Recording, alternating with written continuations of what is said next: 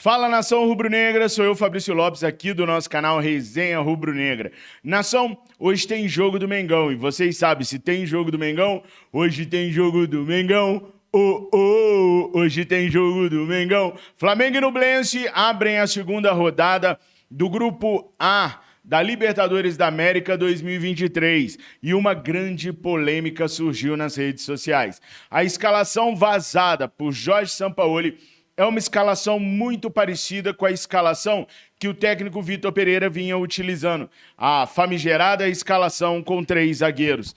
Mas tem muito torcedor rubro-negro que ainda acha que 3 zagueiros é jogar na retranca. Gente, é uma questão matemática e eu vou conversar com vocês a respeito disso para a gente desmistificar de vez o mito de que jogar com 3 zagueiros é retranca. Para que jogar com 3 zagueiros contra o Nublense?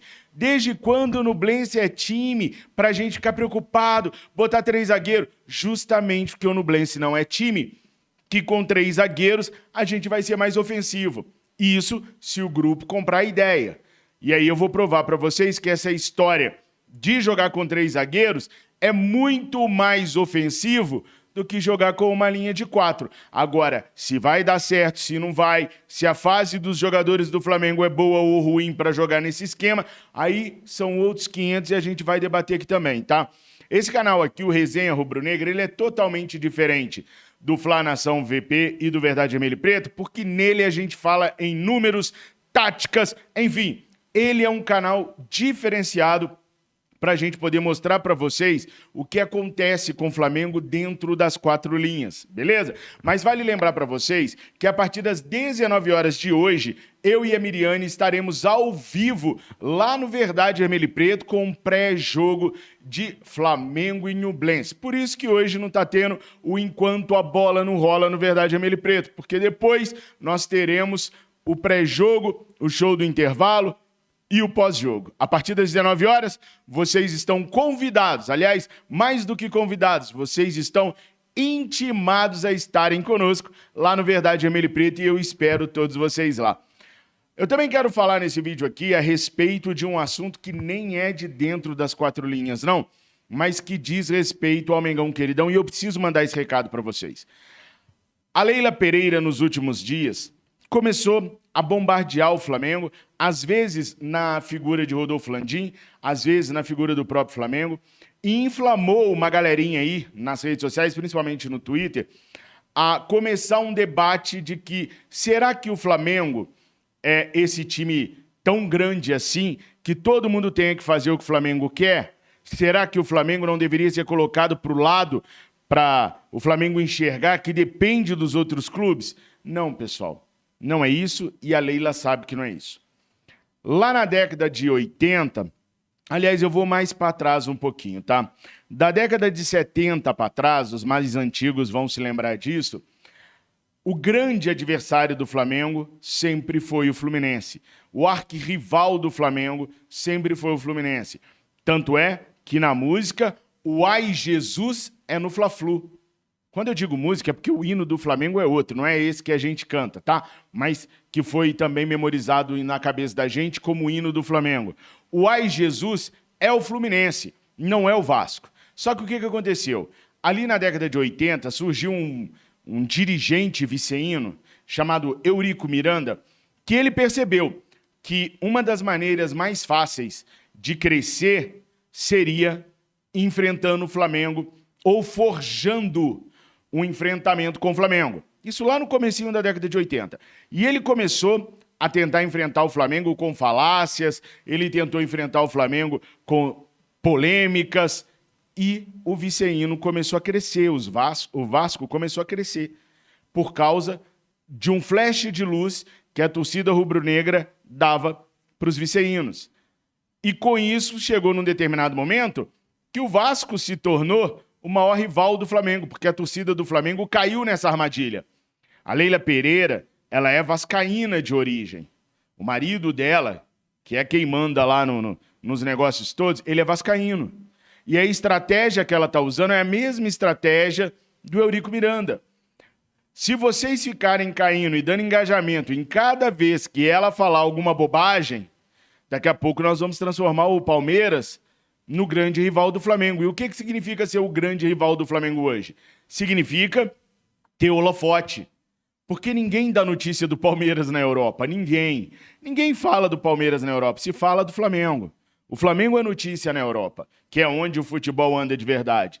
Então, se a gente ficar dando moral para Leila Pereira, para palmeirense daqui, palmeirense dali nas redes sociais, nós vamos transformá-lo naquilo que eles não são. Nós vamos transformá-los naquilo que eles nunca serão. Eles não têm título igual a gente, eles não têm torcida igual a gente, 2 vezes na zona de rebaixamento. Se pegar o histórico, é que recentemente eles vivem uma fase interessante, muito por conta da injeção de dinheiro que a Leila coloca, que é desproporcional ao tamanho do clube. Já cansei de falar para vocês, o que a Leila paga de patrocínio, se ela sair, o Palmeiras não consegue. São aproximadamente 80 milhões de reais por ano na camisa do Palmeiras, que a Leila paga. Se ela sair, o Palmeiras não consegue 20 milhões naquela camisa deles. Não consegue 20 milhões. Então eles vivem sobre uma batuta de uma governança mentirosa. Então, por favor, parem de dar moral para Leila. Parem. Outro detalhe. Se o Juan e o Fabinho Soldado vão ficar, é porque a torcida desanimou de cobrar. É porque a torcida é facilmente distraída. Facilmente. Bastou os dirigentes jogar uma bolinha que nós fomos correndo atrás da bolinha e esquecemos o que nós tínhamos que fazer aqui. A bolinha foi a contratação do Jorge Sampaoli. Aí começa a mostrar os treinos do Sampaoli, ele gritando, ele vibrando, muito bom para nós. Mas o Sampaoli é a bolinha. O problema estava no Juan, no Fabinho Soldado. Porque eles não fazem absolutamente nada dentro do Flamengo. Porque eles são um atraso de vida para o Flamengo. E se eles vão manter ele lá, e os dois lá, é porque nós, torcedores rubro-negros, não fizemos a nossa parte. Porque nós vamos... brigar para quê? Resolveram? Falaram que vão deixar? Então tá bom. Então não adianta protestar mais, não adianta achar ruim mais. Se eles já falaram, né, para que brigar? Tem que brigar, gente. Quando eu digo brigar, tem que continuar protestando. Juan e Fabinho Soldado não podia ter um dia de paz nos estádios. Tinha que ficar o dia inteiro gritando contra eles no Maracanã, em qualquer estádio que a torcida fosse, porque eles são o atraso do profissionalismo rubro-negro. Enquanto a gente tiver Fabinho Soldado e Juan dentro do Flamengo, a gente não vai ter profissionalismo. Aí não adianta vocês falarem, o Flamengo tinha que ser... Tinha nada, porque quem é o principal ativo do Flamengo não faz nada, que é a torcida. Se eles vão ficar lá, é porque eles estão desafiando vocês. Nós, torcedores rubro-negros. Se nós nos calarmos, aí vai dar ruim. Agora continuem. Continuem protestando para ver. Continua falando. Manda recado no estádio. Cada vez que o Juan sair, vaia, grita, fora Juan, fora Fabinho Soldado. Não deem um segundo de paz para eles e vocês vão ver se eles vão ficar empregados. Se vai valer o que eles estão falando aí agora. Só que a maioria da torcida vai parar, porque o Sampaoli chegou. Vai esperar até a próxima crise. Vai esperar até ter 3, 4 derrotas seguidas para começar a berrar de novo. Aí já não adianta mais. Aí a gente já perdeu tudo. Mas enfim, isso daí era para a gente estar falando no enquanto a bola não rola, né? Cada um sabe, se quiser continuar dando audiência para palmeirense, deem. Daqui a pouquinho vocês vão assustar e o Palmeiras vai estar gigante aí por causa da torcida do Flamengo. Se quiserem parar de protestar contra Juan e Fabinho Soldado, parem. E aí a gente vai continuar nesse amadorismo, porque esses dois só estão lá porque o Marcos Braz quer. Tá? É cabide de emprego mesmo. Os dois são dois incompetentes. Se tivesse um pingo de competência, o Flamengo não tinha passado pelo que passou no início desse ano. A culpa é deles. Mas enfim... Quem sou eu? Quem sou eu? Um pobre jornalista que vem tentar falar do seu amor do Flamengo para vocês. Nada mais do que isso. Por falar nisso, eu queria pedir a vocês para me ajudarem na votação do prêmio IBEST de jornalismo esportivo. É importantíssimo, fundamental os dias de hoje e amanhã de amanhã. Por quê? Porque se a gente permanecer em primeiro lugar, a gente se classifica automaticamente amanhã para a segunda fase. Então eu preciso que hoje, você que gosta dos nossos canais, você que curte o nosso trabalho, que você vote pra caraca hoje e amanhã de manhã. Na hora que atualizar amanhã, se a gente tiver em primeiro lugar, nós estamos classificados. E eu preciso muito da sua ajuda para conseguir.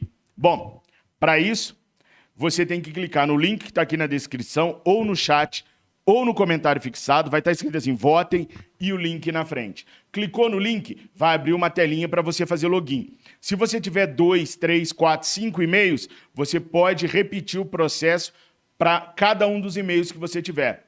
Logou? Vai aparecer o meu rostinho e o da Mirinha. O meu rosto e o da Mirinha. Aí você clica no coração e está votado. Fabrício, eu votei ontem, eu preciso votar hoje? Precisa votar hoje e precisa votar amanhã de manhã, para a gente permanecer no primeiro lugar e se classificar. Eu estou contando muito com a ajuda de vocês, não só eu, porque eu sou o cara de pau que aparece na frente das câmeras. Mas aqui atrás, ó, nós temos o Matheus, que me ajuda muito com discussões, trazendo para mim muitas vezes o que a galerinha mais jovem está pensando do Flamengo. Eu tenho a ajuda da Nicole, que escreve alguns textos para eu poder falar aqui. Está sempre trabalhando quando ela não está estudando, criando textos para mim, eu não preciso nem pedir. Tem a Júlia, que é petitinha, minha caçulinha, que muitas vezes não vai em festinha de aniversário das amiguinhas, não passeia porque o pai tem que ficar agarrado fazendo a cobertura do Mengão. E tem a Mirinha, que vocês conhecem muito bem, que vocês sabem a importância que ela tem para nós. Então ajuda a gente a chegar na segunda fase dessa premiação. Valeu? É só clicar no link e votar quantas vezes vocês puderem durante o dia de hoje e amanhã de manhã. Agora eu vou sentar na formação que pode entrar em campo hoje, tá? Que é essa formação que está aqui do ladinho. Eu nem digo que serão esses jogadores. Essa escalação vazou ontem, mas eu nem digo que serão esses jogadores. Mas vamos fazer aqui uma conta simples, uma conta matemática. Nós temos 3 jogando na linha de trás, né? Ó. Isso daqui é menos que 4, não é? Então, contando aqui, ó, Fabrício Bruno, Davi Luiz e Léo Pereira. Pronto. A linha defensiva são esses 3 caras. Isso quer dizer que nós estamos muito mais avançados do que com 4 zagueiros.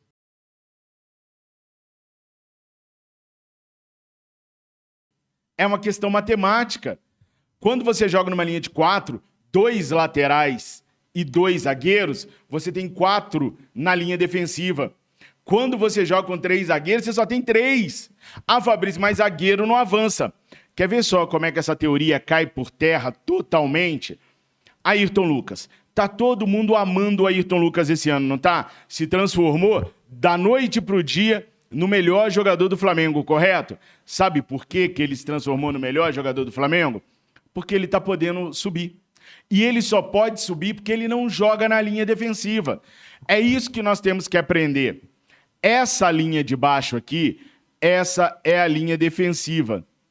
Essa primeira linha aqui, ó, onde a gente tem Fabrício Bruno, Léo Pereira e Davi Luiz, essa é a linha defensiva. O Ayrton Lucas não joga mais nela. Então o Ayrton Lucas pode subir, pode ir para o ataque, porque tem 3 caras lá atrás para garantir a vida dele ali. O mesmo valeria para o Varela ou para o Wesley, só que infelizmente esses jogadores não têm características para poder fazer a subida como o Ayrton Lucas tem. O ano passado, nós não víamos o Ayrton Lucas subindo tanto, nós não víamos o Ayrton Lucas produzindo tanto. Ele produzia, porque ele é muito bom, mas não tanto quanto esse ano. Por quê? Porque ele jogava na linha defensiva, tinha muitas obrigações defensivas. Esse ano ele não tem obrigações defensivas. Tem, mas não tanto, porque são 3 zagueiros ali atrás. Ah, Fabrício, mas o Jorge Jesus jogava numa linha de 4 e funcionava. Gente, o futebol ele é dividido em etapas, tá? É importante vocês entenderem isso. Eu vou simplificar, são muitas etapas, mas eu vou simplificar. Quando você tem a bola e quando você não tem a bola. Quando você não tem a bola, você fecha e faz a coisa mais compacta possível. Ou seja, você pode até descer mais com Ayrton Lucas e com Guilherme Varela, sem a bola, e formar uma linha de 5, com os 2 laterais defendendo e os 3 zagueiros. com Gerson e Thiago Maia na frente, Everton Ribeiro, Gabi e Pedro fechando a última linha lá na frente, quando você está defendendo. Então você pode muito bem defender num 5-2-3, defendendo.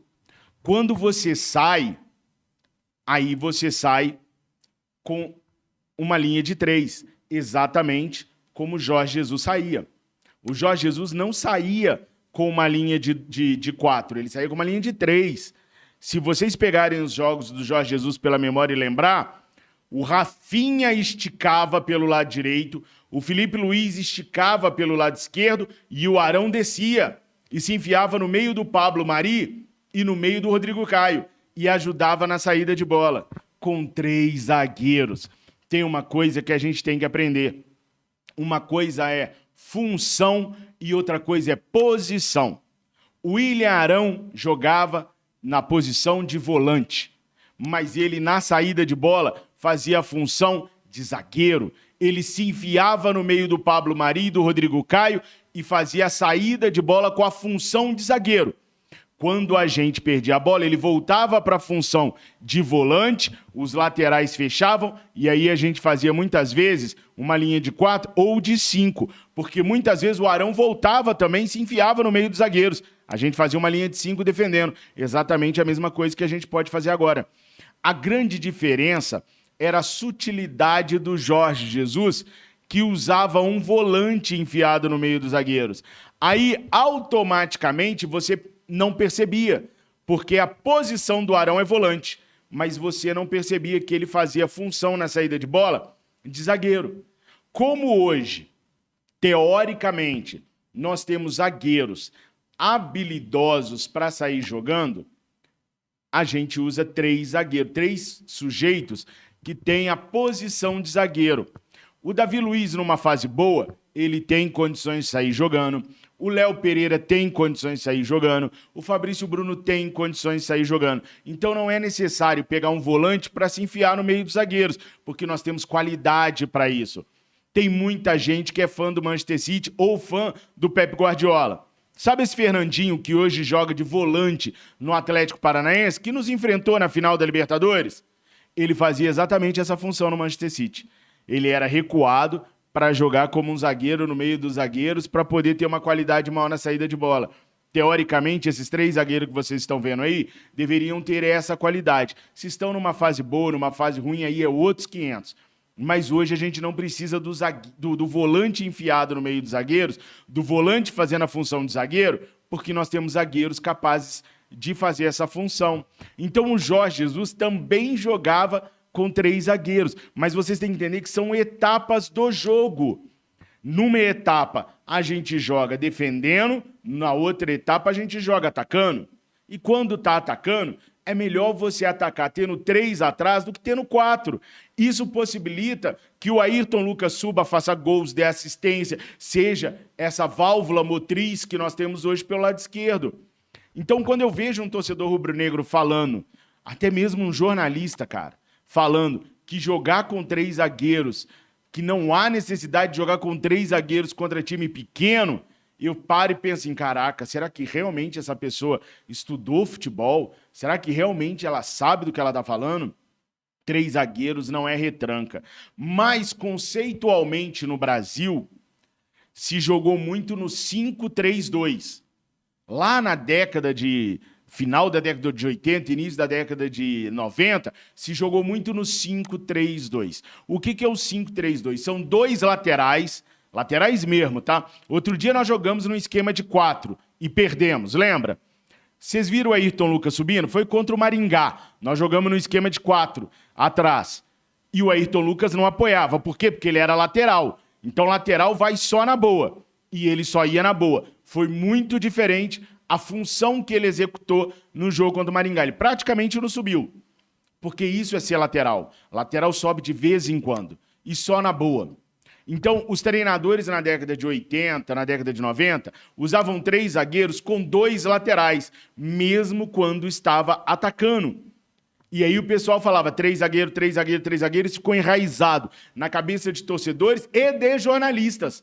mas na verdade eram 5 jogadores na linha defensiva. Esse quadro branco que eu fiz aí para vocês é para vocês entenderem que isso daí é uma linha defensiva. Na década de 80 e 90, Varela e Ayrton Lucas jogariam dentro desse quadro branco, na linha defensiva. Hoje não é assim. Não é 5-3-2. É 3-5-2. Olha a segunda linha do meio de campo. Ayrton Lucas, Thiago Maia, Gerson Varela e o Everton Ribeiro na frente. São 5 na segunda linha. E não 3 como os treinadores brasileiros jogavam. Então, quando vocês veem jornalistas renomados falando que 3 zagueiros retranca, é porque eles estão pensando na década de 90. Renato Maurício Prado é um ídolo para mim no jornalismo. Mas, infelizmente, quando se trata de 3 zagueiros, ele vai puxar a memória dele lá da década de 80 e de 90, quando ele viu em loco treinadores jogando com 5 nessa linha branca. O que não é o caso do Flamengo hoje, não é o caso do Manchester City, não é o caso do Fenerbahçe do Jorge Jesus, que jogam com uma linha de 3 na base defensiva e de 5 na linha subsequente, que é de meio de campo. Então, torcedor, eu queria muito que vocês abrissem a mente de vocês. 3 zagueiros não é retranca. 3 zagueiros, muito pelo contrário. 3 zagueiros é muito ofensivo, porque os 2 alas vão subir. Fabrício, mas o Guilherme Varela, nem o Wesley, nem o Mateuzinho até tem, Guilherme Varela e nem o Wesley tem tantas qualidades ofensivas assim. Então sabe o que você faz? Você segura o Guilherme Varela e solta o Gerson pela direita. Avança o Ayrton Lucas pela esquerda, Everton Ribeiro pelo meio, o Gerson pela direita, avança Gabi e Pedro para cima e você segura o Thiago Maia e o Guilherme Varela. Aí você faz o tal do 3-2-5 para jogar ofensivamente. O que não dá é a gente achar que esse esquema é retranqueiro. Quando vocês virem alguém falando que jogar com 3 zagueiros contra o Avaí é ridículo porque não há necessidade, fala pro cara, peraí, mas é o esquema mais ofensivo que a gente tem, que o mundo do futebol tem, é jogar com 3 zagueiros, ao invés de 4. Porque, na verdade, a definição foi errada. Não é jogar com 3 zagueiros, é jogar com 3 na linha defensiva. Essa linha branca aí, ó, tratem ela como uma linha defensiva. 3 e não 4. 4 é maior que 3, é matemática pura. Vocês conseguem entender agora? Fabrício, mas o Flamengo não gosta de jogar assim.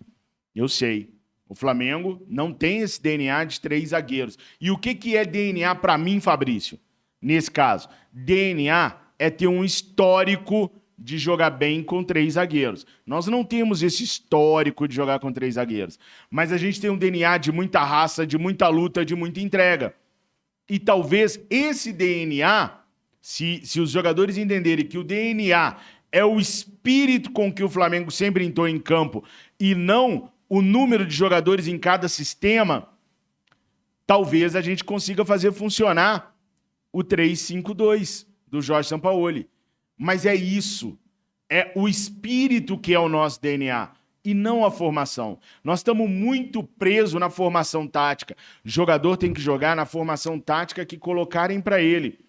Todos esses jogadores que estão aqui na telinha sonham ou sonharam em jogar na Europa. Chegando na Europa, eles vão pegar qualquer treinador e vão ter que se adaptar a qualquer esquema tático. Eles vão ter que se adaptar. E eles vão fazer de tudo para se adaptar ao esquema tático que o treinador na Europa colocá-los para jogar. Então, por que no Flamengo eles não podem se adaptar? Por que no Flamengo eles só têm que jogar de um jeito? A gente tem que parar com isso, porque o mundo evolui. As coisas evoluem no mundo. Hoje, o mundo inteiro está evoluindo para o 3-5-2, para o 3-4-3. E a gente tem que acompanhar. Só porque está jogando na Europa? Também.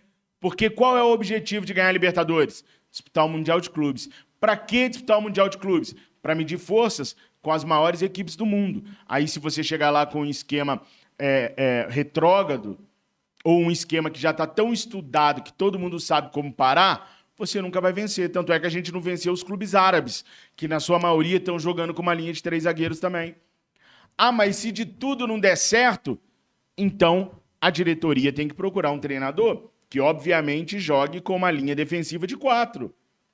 Que aí vai ser mais retranca do que essa. Mas a diretoria tem que saber isso que eu estou passando para vocês. A diretoria tem que entender isso que eu estou passando para vocês.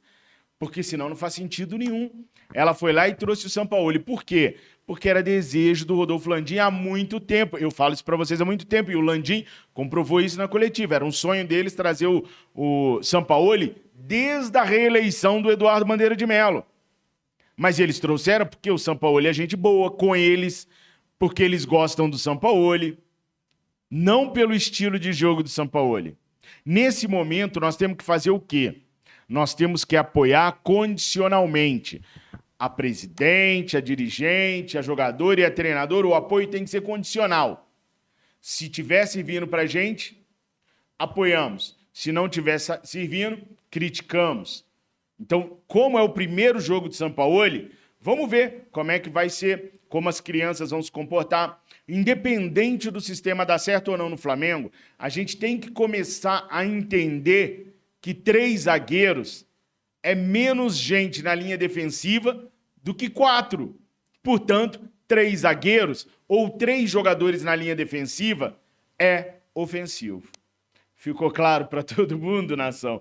Para a gente parar com essa bobagem que 3 zagueiros é retranca? Bom, espero que tenha ficado claro para vocês, independente de você gostar do Flamengo jogando com uma linha defensiva de 3 ou não, é o esquema mais ofensivo. E hoje à noite é esse o esquema que o Sampaoli deve colocar em campo. Vamos torcer para o Mengão queridão ganhar. Por isso, eu já aproveito e pergunto para você, qual é o seu placar para hoje à noite? Nação, tamo juntos. Eu volto ao longo do dia com mais informações do Mengão queridão. Enquanto a bola não rola, volta amanhã entre 10 e 11h30. Tamo juntos, nação. Fiquem com Deus. Saudações rubro-negras. Mengo, Mengo, Mengo, Mengo.